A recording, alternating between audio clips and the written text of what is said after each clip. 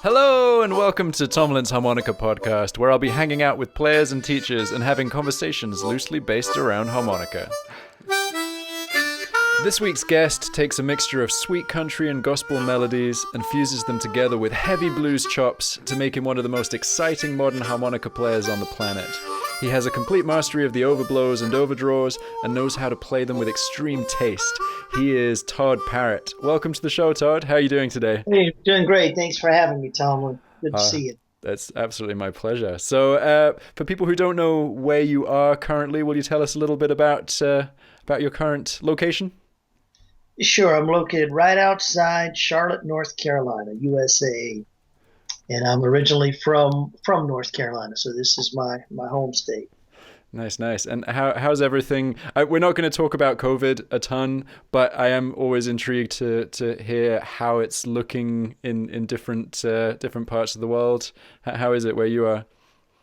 Well, everything is still closed down, but fortunately for us, we in my household we haven't been impacted too much because my wife and I both work from home, so we haven't really missed a beat, fortunately. So for that, we're very grateful. And of course, with folks being stuck inside, Skype lessons and that sort of thing those have kind of picked up a little bit. So it's actually been a good thing in that regard, but it's very unfortunate for those who are sick and for the lives that have been lost. What a crazy time. Yeah, it's weird because everyone I've spoken to has kind of had the similar situation of there's been a kind of uptick in lessons because people are at home and they have more time to work on things, which is really cool. But it would be nice if it happened, in slightly different circumstances. Sure.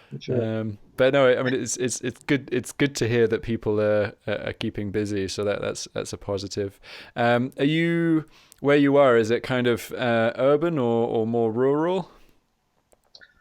Well, we're right outside Charlotte, so we're kind of out, sort of in the country, I guess you could say, but this whole area, Charlotte, once you leave Charlotte and go into some of the surrounding areas, it's just kind of like one big giant place. So I guess the closest big city would be Charlotte. That's maybe a half hour. Okay. Half hour from me, but you got a bit of distance from the kind of the crazy city thing. Yeah. I mean, we typically don't go into Charlotte for much of anything. We kind of stay around this local area. Our normal restaurants and supermarkets and stuff like that. Charlotte is just too. I just don't like traffic, so that's why I stay away. No, that's fair. Yeah, it's funny. I've spoken to a lot of people about what it's like suddenly being thrown together with their significant other and being stuck at home. And you're in the same situation as me, where like my wife works from home. She works with me, so I mean, like we already spend almost all of our time together. So this hasn't been a massive culture shock. It's not one of those things where like, oh, this is really going to test our relationship. Do you feel the same way? Yeah, I mean, we've been quarantined together for quite a while, but we just miss our evenings because we're, as you know, if you're working from home with your wife, usually, at least for us in the evenings, we like to get out and do something just to, just to kind of get out of the house. And now the only thing you can do is maybe go through a drive-through or go to a supermarket. But that's it. So we've been doing more walking and we've gone to the park and stuff like that. So that's actually been good. That's been fun. Nice. That's good. So when lockdown happened, did you see it as kind of a fun time, like not a fun time in terms of all the bad stuff that's happening, but an opportunity to work on things that you've maybe not had time to do in the past? Well, sort of, but I'm kind of in that situation, with was being at home it really didn't change a whole lot. I really got busier, so I got less time. I have less time now, but I'm not complaining. I'm thankful for the work. Uh, Yeah. but It's a funny one. So like a lot of my students, so my students on my site, they suddenly kind of jumped their attendance like twofold. So they were coming to all the kind of live sessions and things, and people started saying, "Oh, it'd be great if you did live sessions every single day." And it's like my workload hasn't changed at all. I'm not away from work during all this. I mean, I'd love to do more stuff, but there's only so yeah, many hours. well, I know a lot of musicians and a lot of these harp players. A lot of friends of mine were impacted because of gigs being canceled and that sort of thing. So you've seen quite a few of them doing online lessons and online seminars and stuff. And I've tried to kind of leave that to them because people have asked me if I would consider doing that sort of thing. Yes, maybe, but right now, just out of respect for those guys trying to make a living, I've kind of stayed away from that and just stayed in my corner doing Skypes and things. But so there's a lot of great teachers, Ronnie Shellist, yourself, and so I've just kind of let those guys do that because many of them, as we said, were impacted by not being able to play gigs. And I don't really do a lot of playing out. Most of what I do, if I go to another state to do a workshop or teach, then I'll usually try to find a Sunday morning where I can go into a local church service and play a couple of tunes, maybe 2 or 3 songs, and just go in and do CD sales. So, but as far as like being on the road and traveling and doing gigs all the time, that is not a part of my normal routine. So for those guys that were impacted by that, I've tried to leave the teaching kind of open for them because there's some great people in the harp community, as you know. Yeah, well, I mean that's kind of the really nice positive thing that I've seen come out of all of this is just everyone kind of rallying together and promoting each other, and it's been super positive, which is brilliant because we need that because it's such a small community. There's no space for people not to be helpful and supportive. So yeah, it's brilliant. But I mean, you had to postpone the Carolina Harp Fest. Yeah, we did. We had about 103 people registered for that. Maybe a few more. At least that's what came in through the online registration form. So we're still planning on having the event. We're just waiting to see what happens with this virus situation.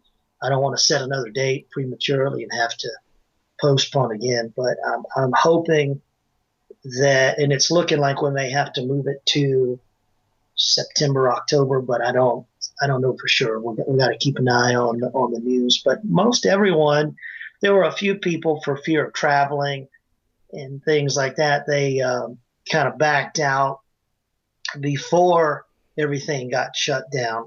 But for the most part, I would say we have roughly 100 people that are still registered. We're just waiting for a date. I got T-shirts made and everything, so I hope that we're able to pull this off. It's going to be a fun time. We had Ronnie Shellist and Will Wild scheduled to be with us, so that's another thing.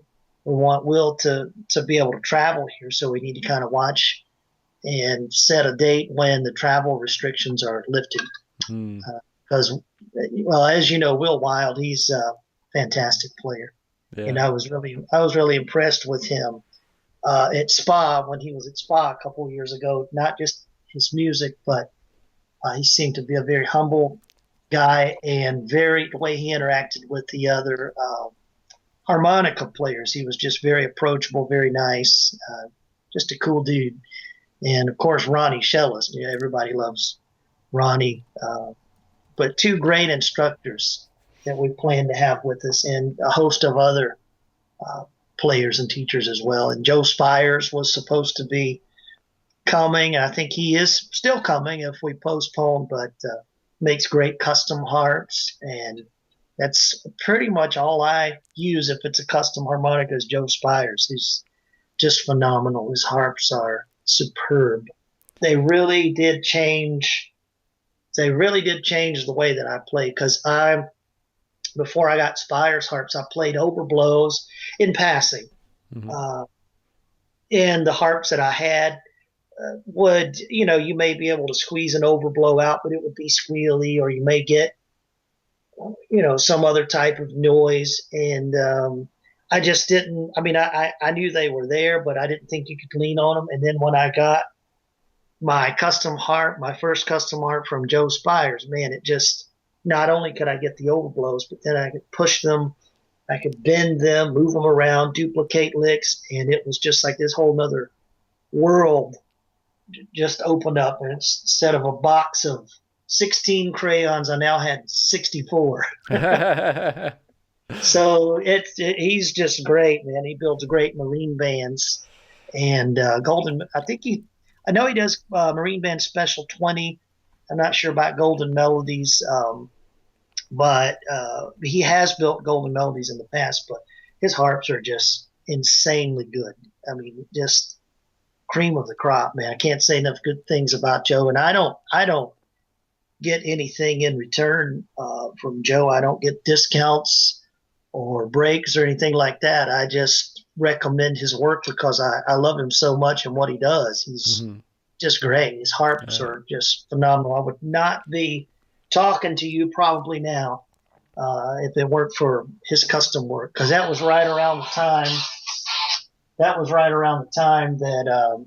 I was starting to get into YouTube, and everybody was starting to get on YouTube. And I made a few videos for YouTube, and then right after that, around 2008 or maybe 2009, I got my first Spires harp, and everything just blossomed. And so I just can't say enough good things about it. It's funny you should say that, because that was, I actually wanted to chat about your custom harps and Spires harps, because I've never had a really special custom harmonica, and I'm so uncertain as to whether I would get much out of it, but hearing you describe, hitting overblows as passing notes and then suddenly being able to hit them and use them as useful notes, I mean, that's a really big deal. Do you think that, having played Spires harps since, you said 2008, could you now go back to kind of standard, crossovers, marine bands that are coming out, and has it improved your playing the custom harps? Oh, well, it'll definitely improve your playing because you have a harmonica that will cooperate with you, not just an overblow harp. I mean, that's one benefit, especially if you get the overblow setup.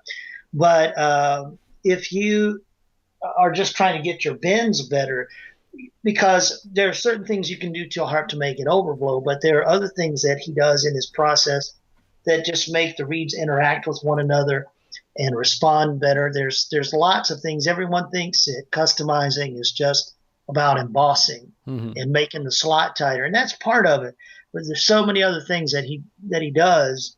And if you're struggling with the high end blow bends, those tend to just pop in place a lot better. Your 3-draw bends get a lot better because you're able to dial in and, okay, there's the half step, there's the whole step, there's a step and a half. The harp's not fighting you.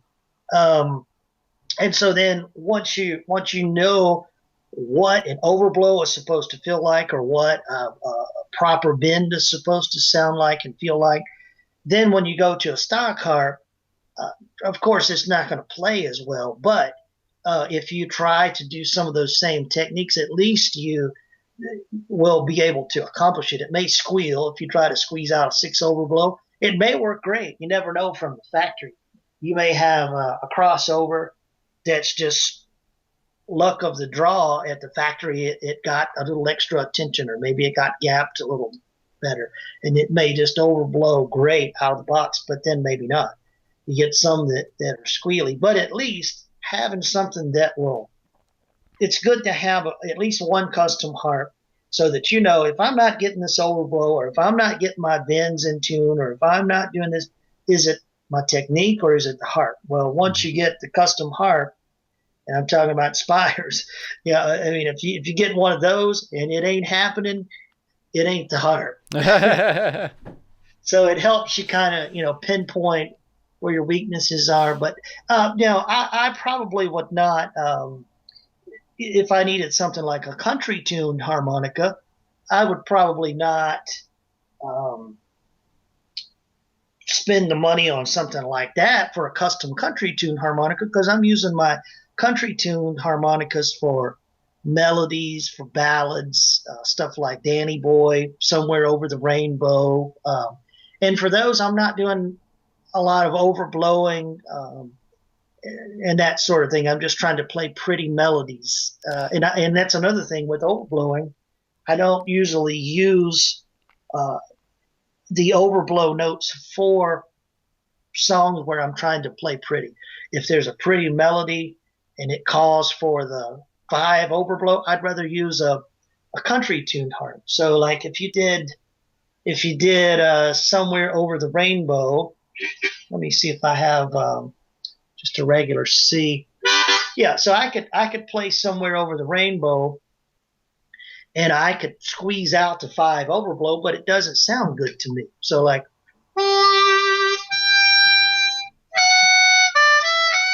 no matter how tight, how clean I can get it, it just doesn't have the right quality. Here it is again.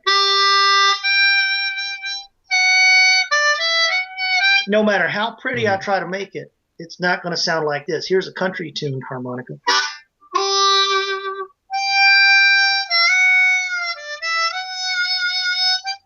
When I have the note there that I need, I can just,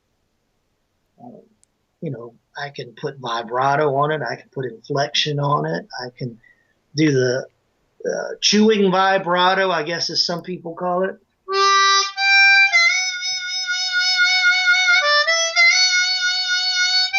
Can't do that with an overblow. So,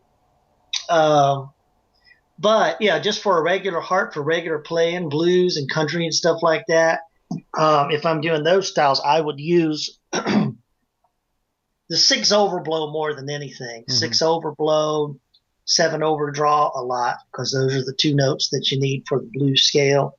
I'll use the 5 overblow in passing, and sometimes the 4 overblow in passing. But 6 and 7, I tend to really dial into those, the 6 overblow and the 7 overdraw. So I got to have a harp that'll cooperate for that. And in the context that you use those, they fit. If you're playing blues and you're playing some overblow and you bend it and push it around, it takes on the 6 overblow particularly takes on the same sound as your 3 draw half step bend. So if I'm playing 3 draw half step bend and I'm doing some type of blues thing, so like here's 3 draw half.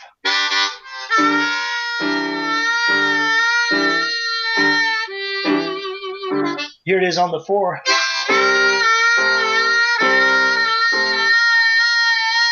Well, I can duplicate that.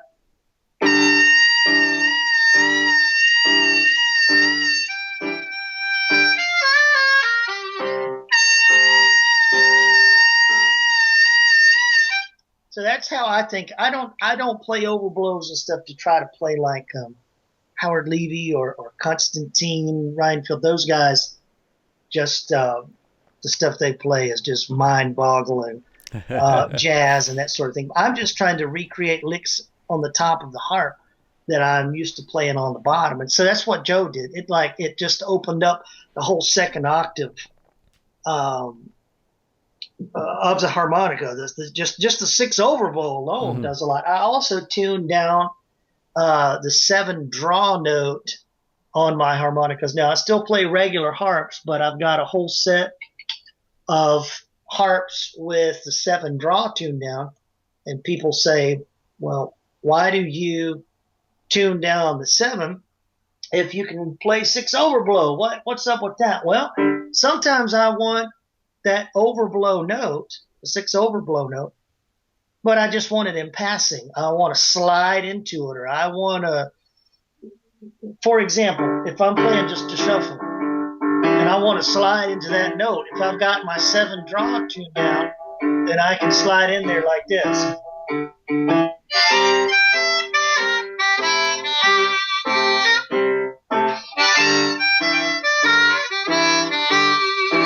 Here it is again on the 4.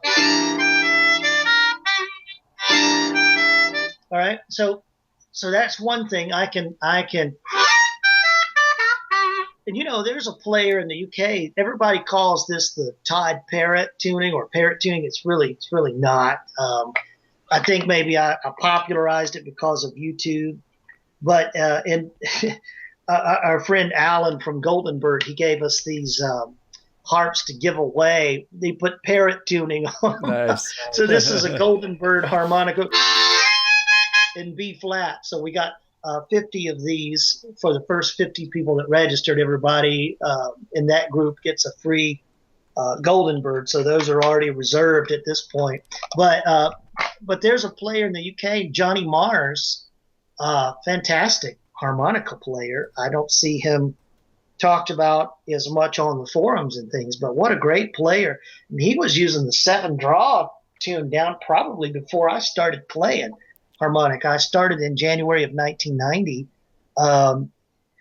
And there are other players. We'd have to ask Pat Missin. Pat Missin could tell us everybody who, has used that tuning. I think Lee Oscar may have used it. And there's some other names. I'd have to look. I think I asked him one time, but I didn't invent it.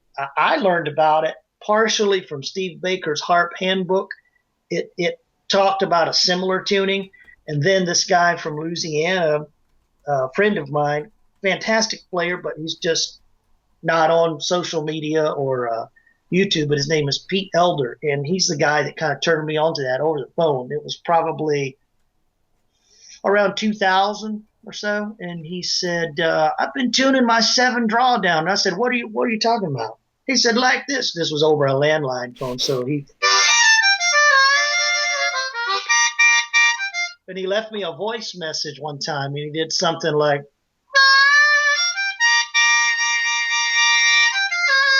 so what that is there is a 7 and 8 together. And he did it. It was actually on a G harmonica. I'll never forget it. And I called him back. I said, Pete, what did you say this tuning was again?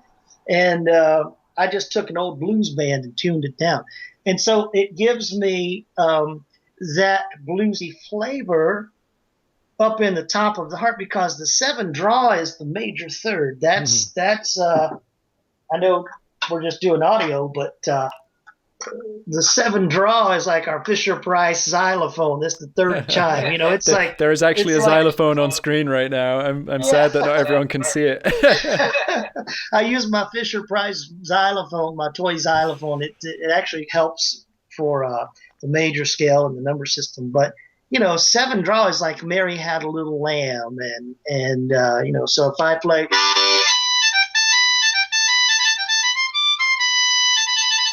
it's not a note that's in the blues scale. Not that it doesn't have a place.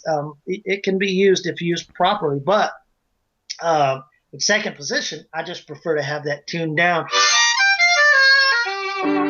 And then it lets me, the 7 draw being tuned down also lets me do something that I can't do on a regular harp, and that is to blow bend 7 blow. And you might say, well, 7 blow bends anyway. Yeah, but it only bends about a quarter step. It's not going to bend to a new note because the 7 draw is the next note in the chromatic scale. 7 blow is a C, 7 draw is a B. So when you tune the 7 draw down to a B flat, you've created a space or an interval. And so now you can go to your 7 blow.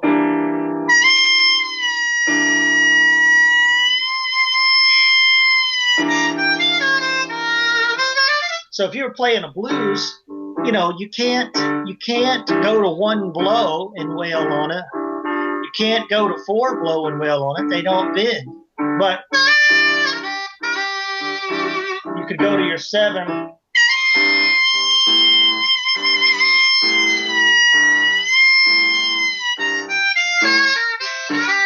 And when you come off of that, you just draw seven, and then you can just go right on down your blues scale.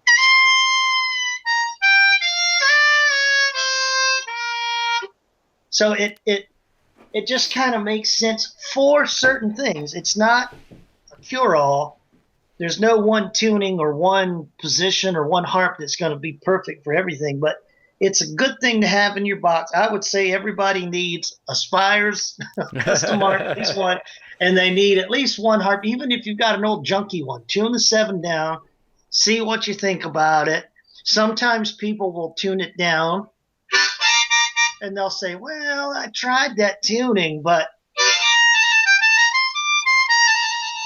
it sounds too minor to me. It has a minor sound. Well, of course it does, because it's a minor third. But you have to put the proper canvas behind your paintbrush. If it's going to sound minor if you play a minor chord.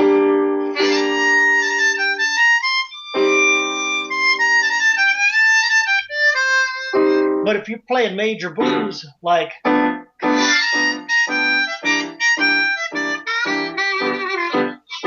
you could say the same thing about three draw half step bend. Oh, it sounds minor.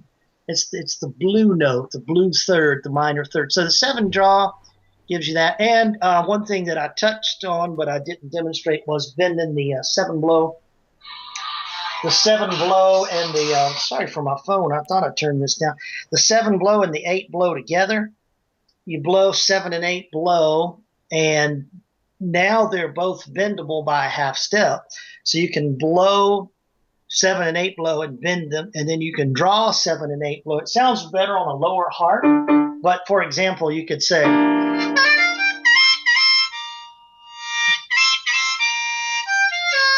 awesome. Now here it is on here's an A.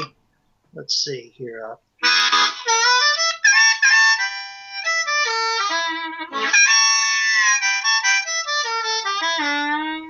So you just never know where that can come in handy. And if you are playing minor songs, if you're playing a minor blues like Ain't No Sunshine, or if you're playing whatever, then it's one less note to have to worry about. You can slide all around up top. Basically, basically with the seven draw tuned down, you still can't get the complete blues scale up top. You would still be missing the flat five for all you music theory guys. You'd be missing the flat five, but in harmonica talk, the four draw bend. Mm-hmm. To get the same note as four draw bend up top, you'd still have to bend. You still have to play seven overdraws. So it doesn't unlock that, but it gives you one of the missing notes. So if you think about the blues scale and the minor pentatonic scale, they're the same thing, minus one note, and that would be the four draw bend or the seven overdraw. So if you want to do something like in a minor pentatonic type of style, this seven draw being tuned down lets you do stuff like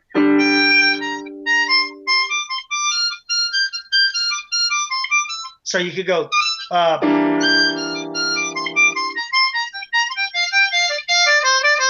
so you've got your minor pentatonic scale. So the way that I kind of use that is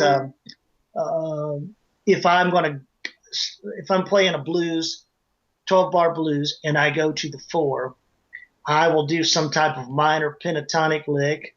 What you hear horn players, this is not like something I created. It's you hear this quite often if you listen for it. But I'll do this lick, and I'll just dance up to harmonica, and when I get up to hole six, I can keep going. So here's what I'm talking about. So you got 12 bars. All right, here we go.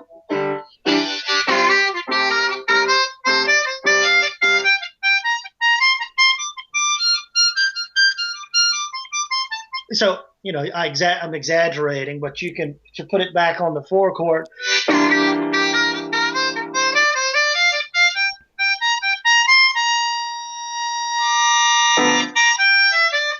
You don't even have to. The only bend note in any of that is just a two draw whole step and three draw half. Once you get past that,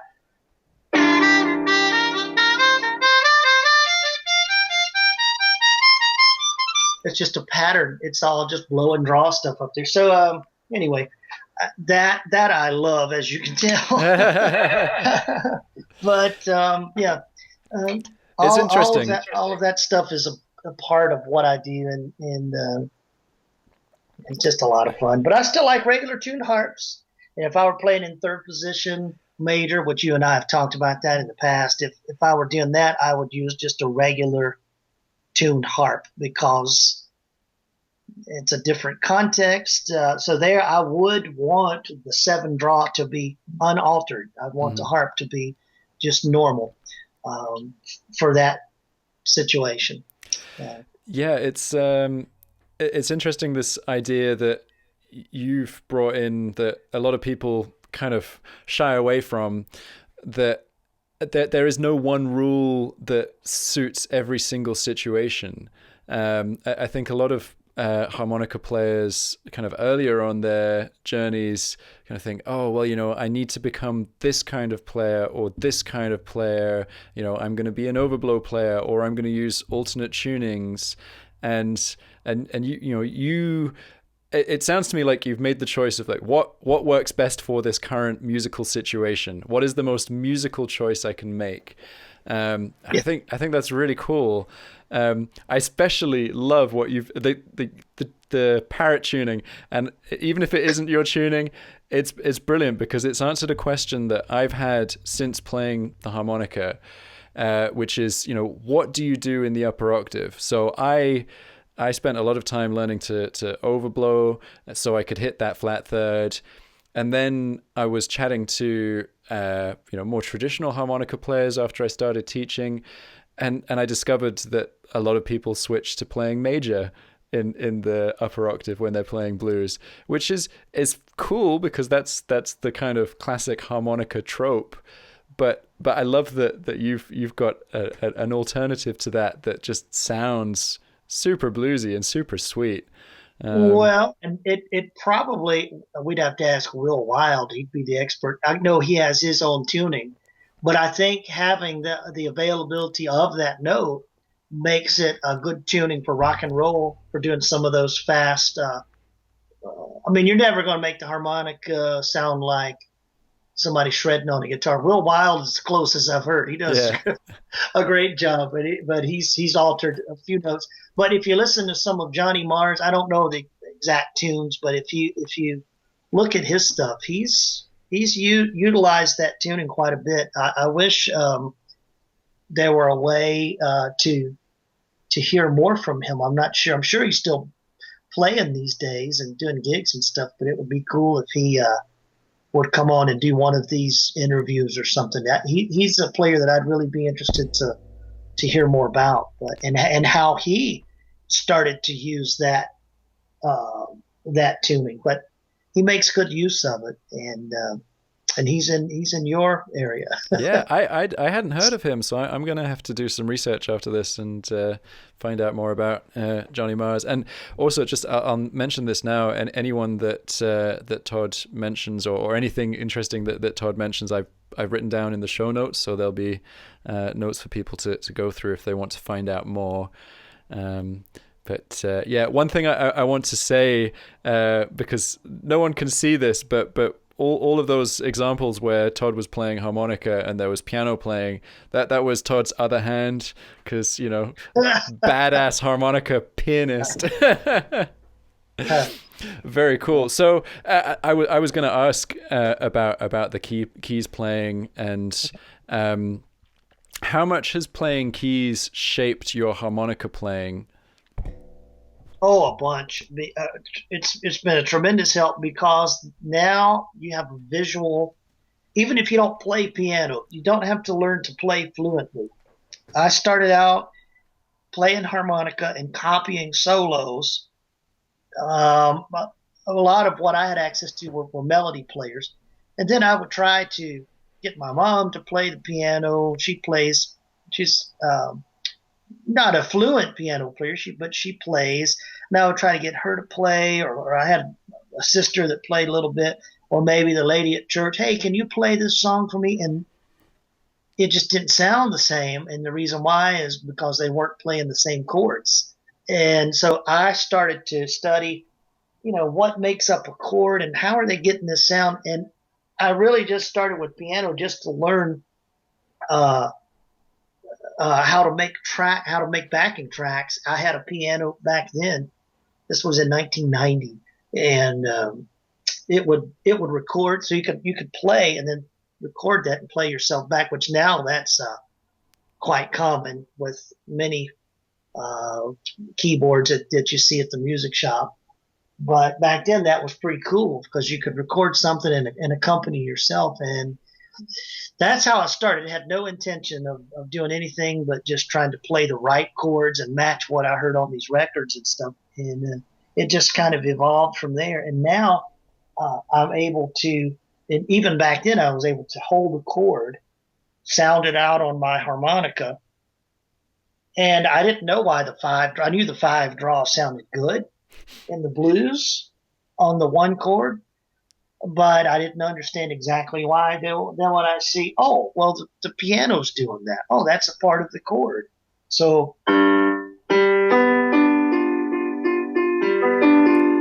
so it turns the chord from a G, which is 2, 3, 4 draw, to 2, 3, 4, 5, G7. And we're calling it G7 because if you go through the musical scale, it's actually a flat 7. The actual major 7 from our Fisher-Price xylophone would be an F sharp, would be a 5 overblow, but the 5 draw just sounds good. And then I was able to follow that to the other chords. I said, okay, there's my 5 draw. Where does the same thing exist on the 4? Yeah. Where is it? It's not there.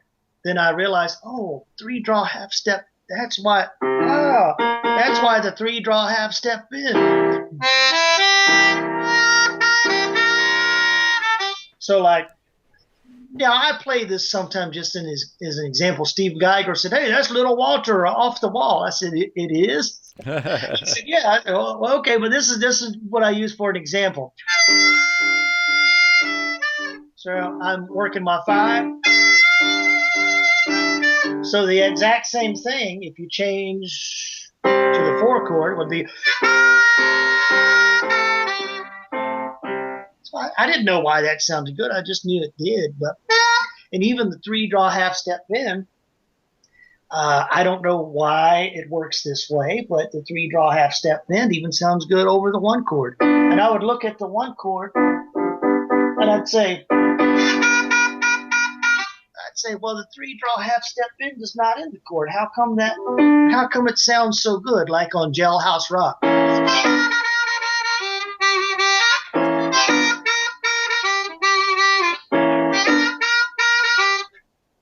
I still don't know why it sounds good. I guess that's just the way God made it. It's just a music thing. But the 3 draw half step bend, I was able to say, wow, that adds color. And then I was able to pick out the blues scale. That's what it is. And then I was able to do things like this, just using the blues scale, and particularly the 3 draw half step bend, which is the blue third or the blue note. I know some people think or try to say that the blue note is kind of in the cracks, and I understand where they're coming from with that. A guitar player can bend the strings and get in between the major third and the minor third, but a piano player can't do that. A piano player can only play that. They can't. So from a piano player's point of view, the blue third or the blue note, or the minor third, whatever you want to call it, it's for a piano player, it's just going to be B flat. For us, we call it 3-draw half-step bend. But that note is kind of a place you can anchor and build licks around that note. And this is where experimenting with piano chords brought that out. Because if you look at some of the old chord progressions from some of the Motown music or some of the old 70s rock, or even in songs today, you'll hear chords like this. It's a G7 to a B flat 7 to a C 7. Then we have E flat, F, G, and all these chords are sevens. But I want to play just the blues scale over all of these chords, and I'll show you what it sounds like. Listen.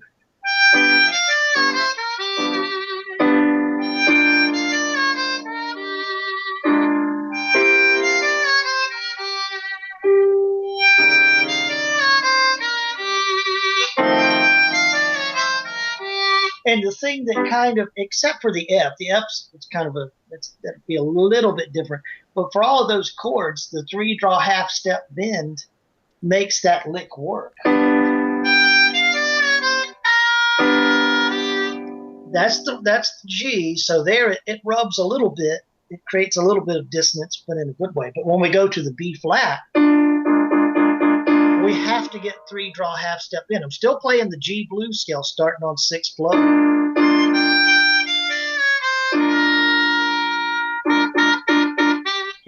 Now here's my C.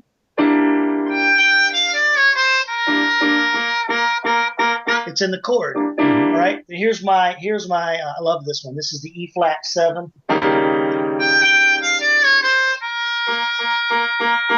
It's in the chord.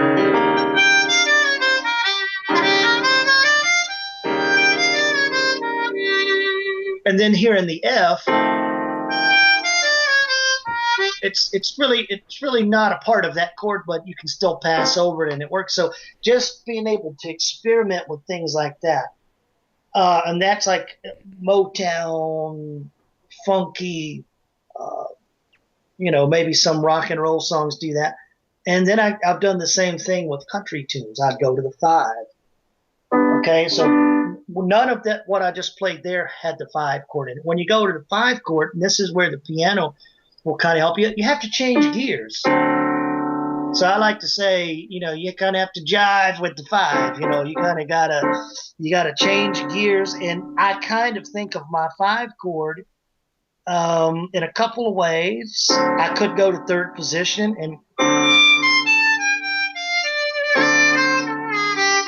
and play my 3rd position blues scale, my D blues scale, or I could just use the notes that I have, like,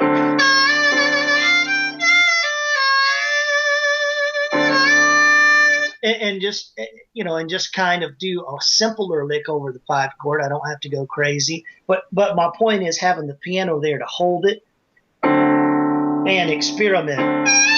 Just like when I go to the 5 chord, I can go, because I was able to see this on the piano. When I go to the 5 chord, I can say 6 draw and then go up to 8 draw. Let's see.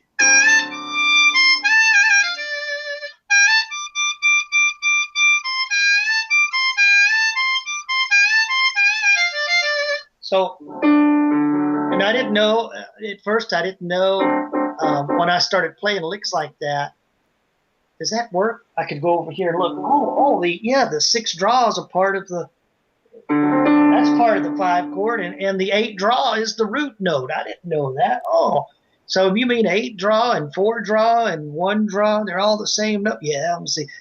Some of it's like, hello, the light bulb, the keyboard, it helps the light bulb go off. And it also helped me with the 3rd position major licks over the 5 chord. You don't have the 5 chord on the harmonica, but you have all of the notes.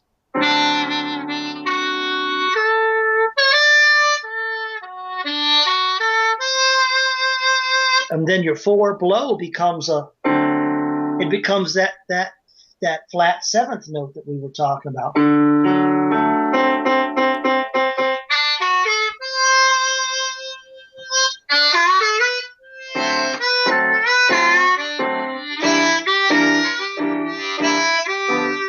So here comes my 5 chord again. So just stuff like that.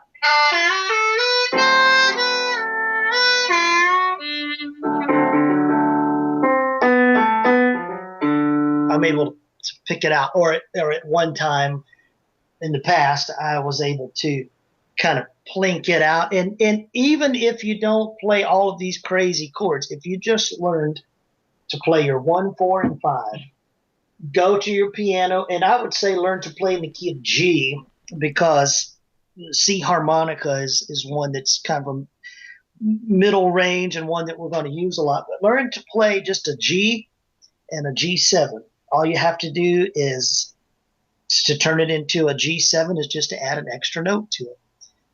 Learn to play, and that's used in the blues. In the blues, they're not going to play G, C, vanilla ice cream, and D, vanilla ice cream. They're not doing that. In the blues, they take these chords and they color them by adding in that extra 7th. So you've got, and then you have, and then, so vanilla, vanilla ice cream, right? Then we'll make these 7ths. So just that one note. If you just learn to do your 3 chords like that, you can sit down with any 12-bar blues, not even with the tempo, but just play the chord.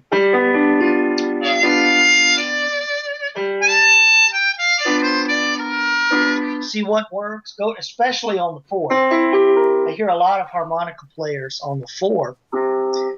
Again, and we're talking about blues now. This may not be true for a pop song or a country song, but in the blues, the 4 chord is just about always a 7th chord. So in this case, we're playing a C harmonica, G. C chord is our 4 chord. But the piano's not doing 1, 2, 3 blow or 1, 2, 3, 4 blow. No, the piano is going, the band, the piano, the guitar, the Hammond organ player, they're playing this. They've got the 3-draw half in the chord. So I hear a lot of harmonica players just continue to play the 3-draw over that. And you can kind of get away with that, I guess. You know, that's kind of a gray area, but I think the 3-draw half step in just fits like hand in glove into that chord. But until I was able to sit down at the piano and examine that and test, that just sounds better. Oh, I see, because the chord has that. And, you know, I have examples that I could play for you sometime where I've recorded things that if I could go back and change it, I would, because I didn't know. And the same thing with the 7. If the 4 chord has a B flat in it, C, E, G, B flat, and I take a regular harp and I go to 7 draw, kind of rubs a little bit, creates a dissonant sound. So in that case, the 7 draw being tuned down helps me, or 6 overblow would help me, just to be a little bit more bluesy, a little bit more melodic, and to fit into those chord changes. And anyway, so the piano has been tremendous. Even if you don't play, just learn a few chords. There's also sites that there's one site called that lets you use the piano for free for like 5 minutes, and then it refreshes you. It wants you to pay for it, but you can just refresh it. But it's called gootar.com/piano, GOOTAR, gootar.com/piano. There's a little piano there. It'll tell you, if you press the keys, it'll tell you what they are. It's got a chord list. If you say, what does a G sound like? You can click on G and it'll show you. Boom. It'll play it for you. You can change it to a G7. You can change it to a G minor. You could say, I've always wondered what a diminished chord sounds like. What is that? It'll show you. So, you know, that's getting a little bit more advanced. But it's good to know those things. You play something like Georgia on My Mind, you can't play blues over all that stuff. You have to know how to weave in and out of the chord changes. So the piano will do that for you. Or if you don't want to do that, take a lesson with me, and I teach with this. So we put stuff in context. If we do Georgia,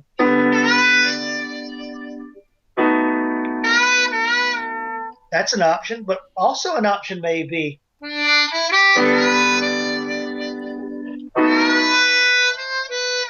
or an option could be Georgia.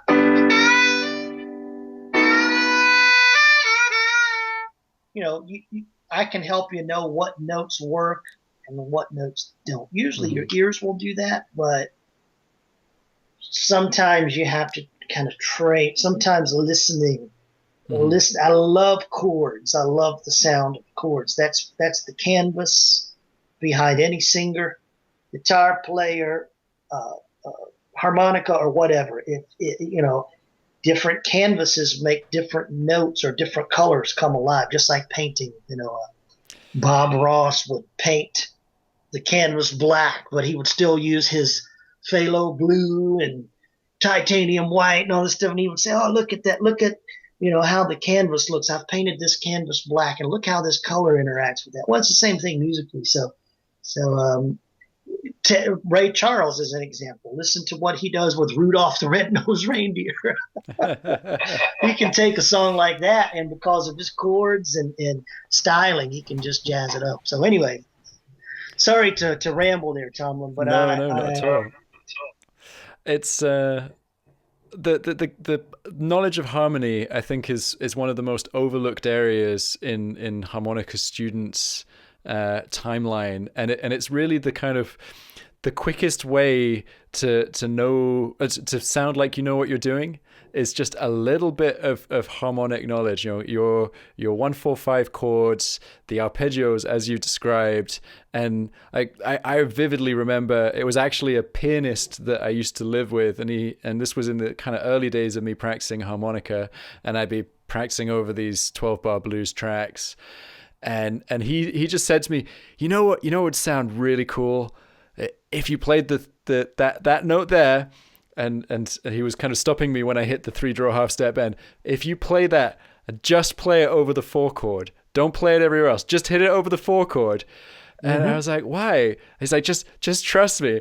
And I did. I was like, wow. So like every time I do that, I think of that guy. And if someone out there does that, if a student plays clean 3-draw, plays the B natural over the 1 chord, and then they make the obvious choice to change it to the B flat over the 4 chord, everyone listening is gonna be like, oh, this person knows what they're doing. And it's just a little bit of knowledge.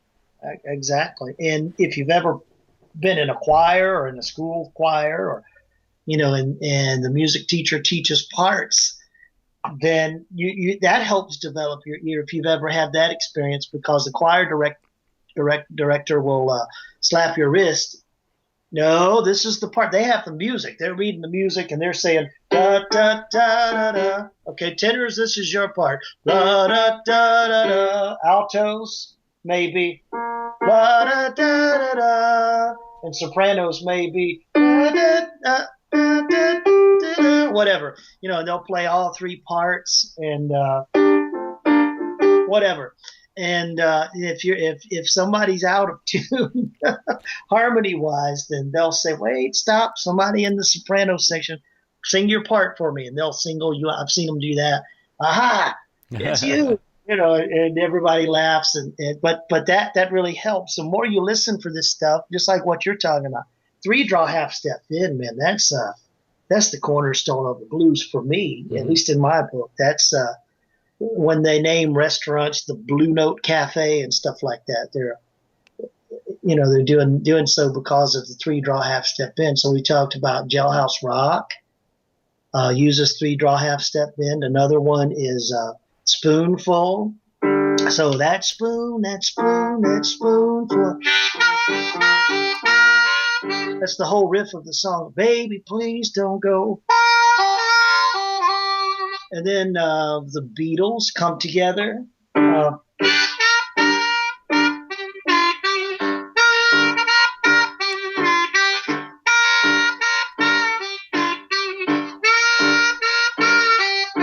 whole step.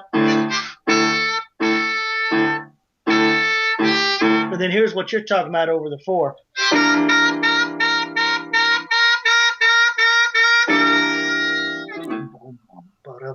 Whatever. So cool.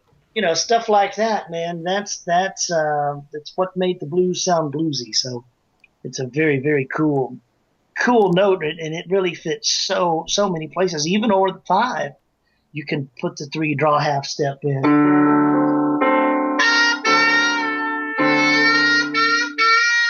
Or a little tension. I usually pull it down to the 3 draw whole step, but you can use it for tension, or you can use it in. You hear it in chords like. That's a kind of a weird 5 chord,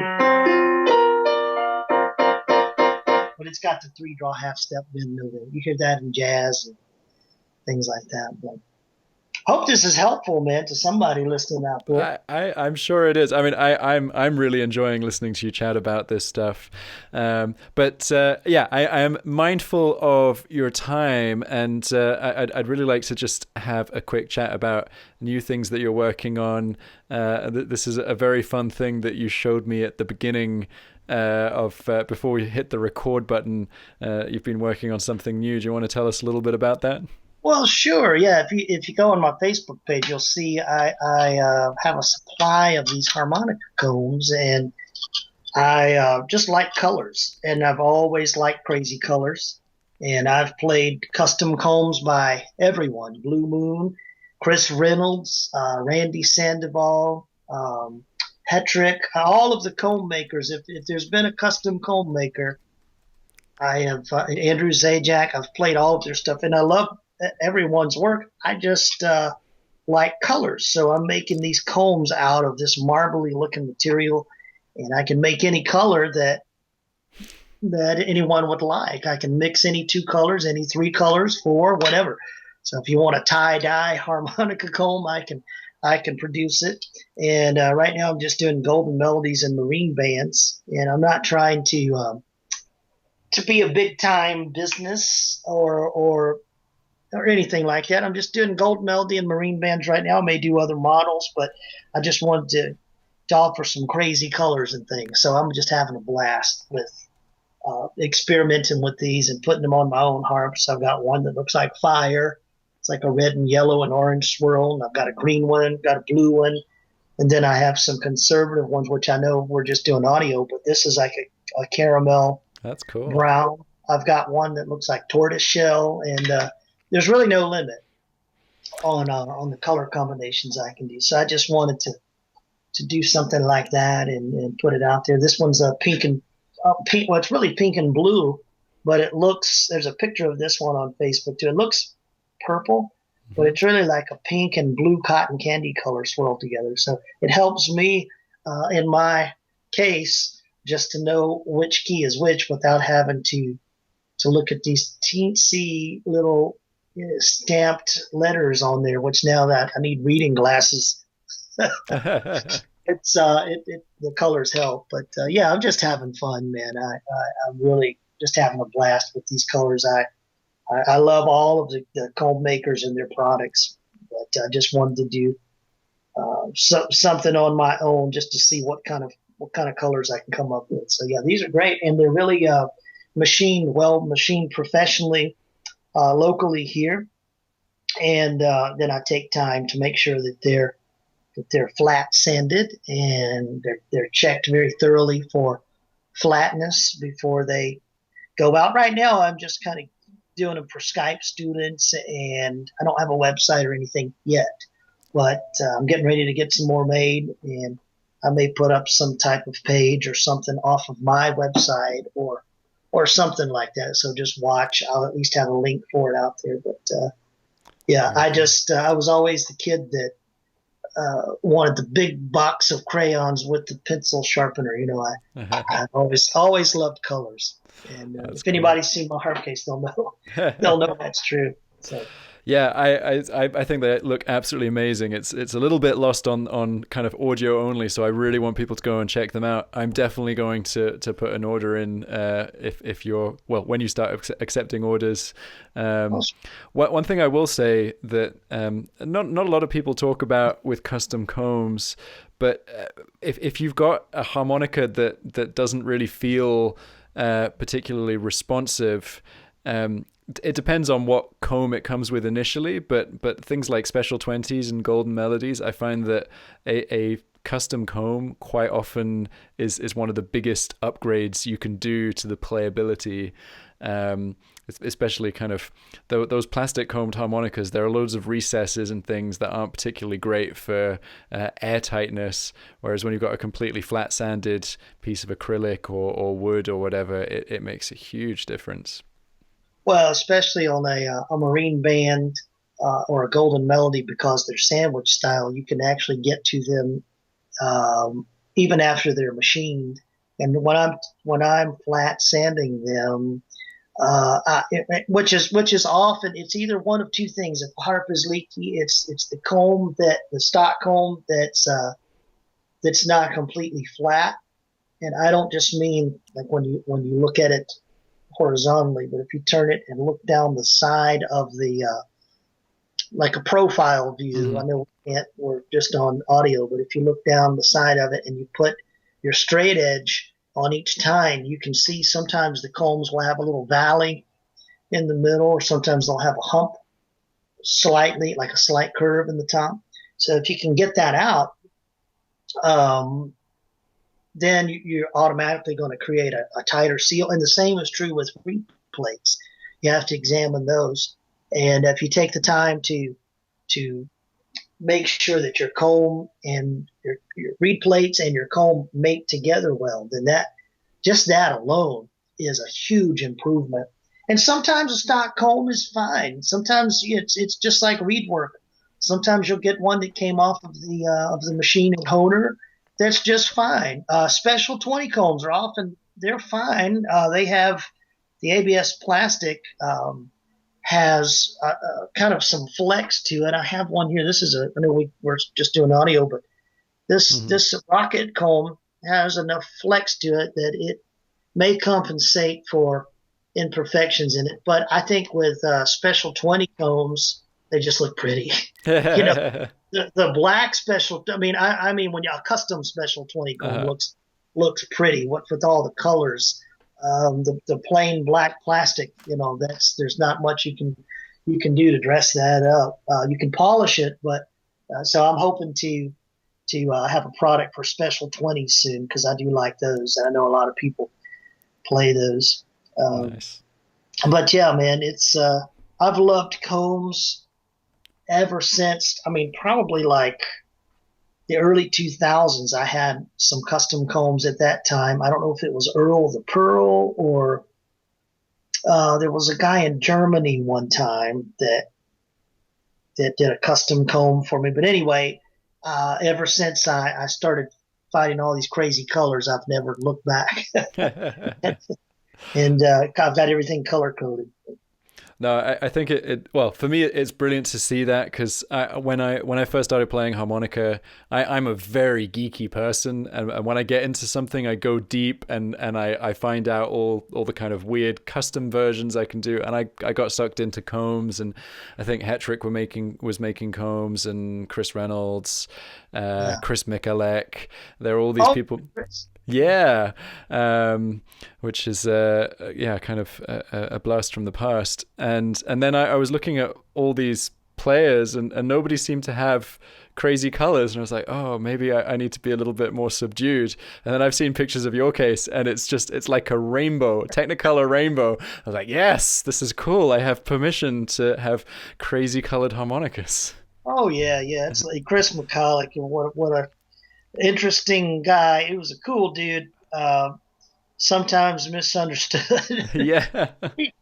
He was a character on some of the forums and stuff, but he made some combs for me too. In fact, the Amazing Grace that's on my CD was recorded on one of his combs. I've used everybody's combs. I think I recorded one of my songs on a Blue Moon comb.